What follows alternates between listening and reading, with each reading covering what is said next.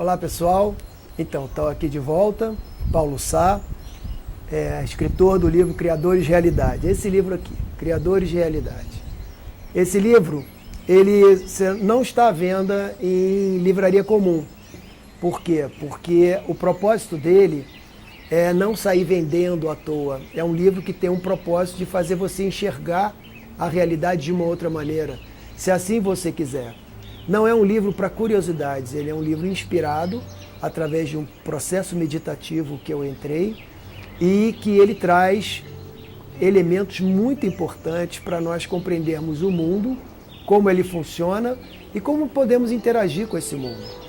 Então, esse livro, ele tem hoje, ele tem disponível num site, um site chamado www.agbook.com.br.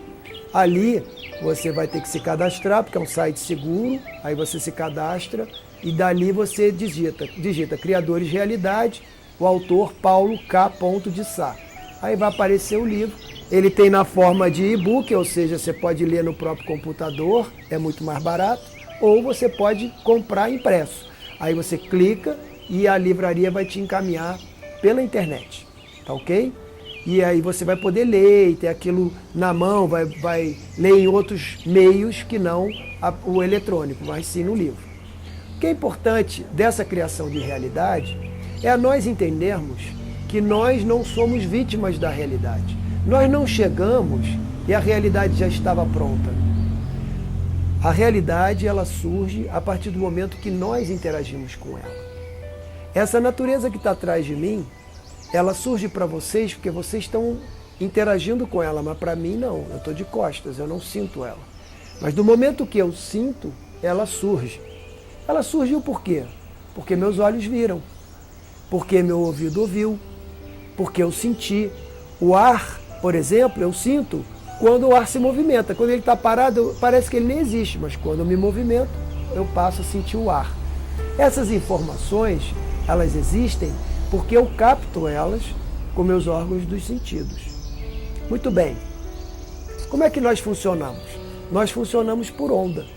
Sabia disso? Nós somos uma onda, que nem onda de rádio, onda de televisão, que vem pela sua antena e aí você capta e coloca na televisão. Pois é assim que nós funcionamos também. Nós somos uma onda dessas. Olha que loucura. E cada um de nós é como se fosse uma televisão. Cada um de nós é uma televisão. E nós captamos a onda do outro. A onda tanto da outra pessoa quanto dos seres, de tudo que está à nossa volta. É um mar de ondas. Nós estamos num oceano de ondas de energia.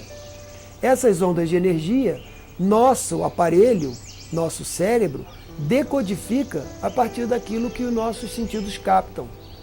Mas como eles só captam um pedacinho dessa energia, porque eles só estão habilitados a captar isso, o restante ele não capta.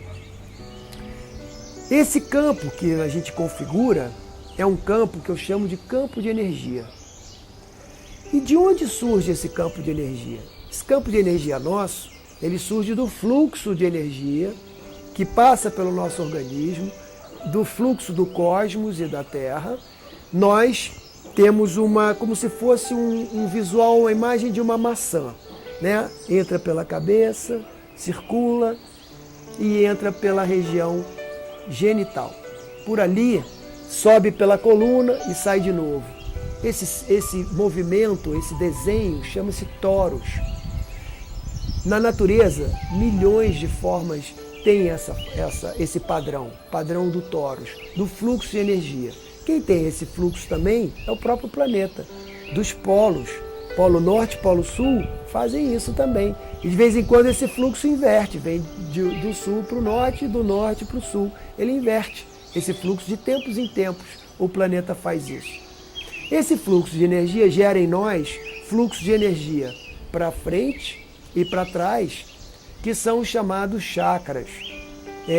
Os chakras são núcleos, são assim, como se fossem ventiladores de energia em pontos especiais do nosso corpo, que eles fazem um fluxo que gera o movimento da nossa fisiologia. A nossa fisiologia, ela se organiza a partir desse fluxo de energia, sabia disso? as nossas glândulas, nosso sistema nervoso, eles vão ser influenciados e vão se organizar a partir da harmonia desses fluxos. As coisas que eu vivo, as experiências que eu tenho no meu dia a dia, que são resultado do encontro da minha onda de energia com a onda de energia de tudo que está à minha volta, esse encontro gera uma luz, uma percepção, um som, e eu vejo isso. Quando eu vejo isso, o meu cérebro interpreta isso. Se eu mostrar esse livro para uma criança, você acha que a criança vai pegar, folhear e vai começar a ler? Não. A criança vai botar na boca. Para ela, isso não é um livro. É um objeto para botar na boca, um neném, né? Já uma criança mais velha vai pegar, vai identificar que é um livro. Por quê? Porque alguém disse para ele que era um livro. Alguém disse a ele que tinham coisas escritas aqui e que ele poderia, essas coisas escritas têm um símbolo, um significado e que poderia ser interpretada. Aí a criança é alfabetizada. Portanto, o nosso cérebro ele é treinado a interpretar tudo aquilo que recebe de estímulo da nossa realidade. Quem ajuda a interpretar isso? A nossa educação. Logo que a gente nasce, nossos pais, né? Pai, mãe, avô, avó, tios, vizinhos, amigos. E à medida que você vai crescendo, que vai interagindo com mais pessoas, mais estímulos você vai recebendo e essas pessoas vão ajudando você a interpretar aqueles símbolos. Todo aquele significado das coisas. Dependendo de onde, local, do país, da população, da crença que a tua família tem, do tipo de educação que ela tem, digamos assim, aquela rede, aquela trama de informações daquela cultura vão ser repassadas para aquele neném quando ele nasce. Então, ele já nasce herdando do pai e da mãe um conjunto de saberes, que a gente não herda só cabelo, cor do olho e o tamanho, a altura, tipo de corpo. A gente não herda só a biologia. Hoje a gente conhece que tem a epigenética, os campos morfogenéticos. E isso quem diz é a ciência. Esses campos morfogenéticos são as nossas crenças. Sabia que elas também são transmitidas geneticamente? Então o neném já nasce com isso, com modo de interpretar e de receber aqueles conhecimentos que estão sendo passados. Então todo esse arcabouço cria uma trama de compreensão do mundo. E por isso você vê o mundo a partir de uma trama. Quando a gente olha através de uma trama, você vê tudo que está do outro lado? Não, eu vejo os buraquinhos só. Então eu tenho uma visão estreitada por conta dessas crenças acumuladas desde o início da humanidade, desde o início da civilização, desde o início dos tempos, desde o início do universo, esse universo que nós conhecemos, se é que ele teve início e se é que ele vai ter fim, né? Usando um pouco dos conceitos desenvolvidos pelos historiadores, físicos e outros estudiosos da ciência, ninguém sabe ao certo sobre o universo. Nós especulamos sobre ele, assim como nós especulamos sobre a realidade. Temos apenas um instrumento limitado, que são os nossos sentidos, nosso corpo, nossa percepção, e com isso interpretamos a realidade. Por isso que você vai ver um evento acontecer, vai interpretar de uma maneira e o seu familiar, outra pessoa, sua esposa, seu filho, um amigo ou uma pessoa distante, vai interpretar de uma outra maneira, vai ver sob um outro ângulo.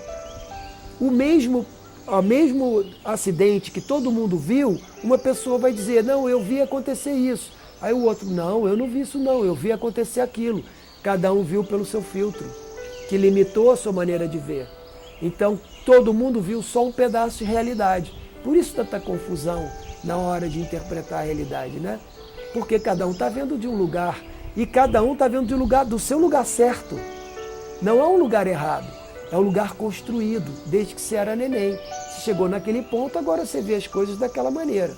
Isso não significa que eternamente você vai ver as coisas sempre da mesma maneira. Você pode mudar. Esse ponto é fundamental. Como que eu mudo a realidade e que realidade eu quero mudar. Porque se eu interpreto a realidade de uma maneira ainda muito limitada, lembra, só 4 a 6%, o que exatamente eu quero mudar? Quais são as implicações da mudança da realidade a partir das minhas escolhas? Será que eu tenho tanta liberdade, tanto livre-arbítrio que se fala para poder fazer escolha? Essas perguntas eu respondo no próximo vídeo, ok? Até lá!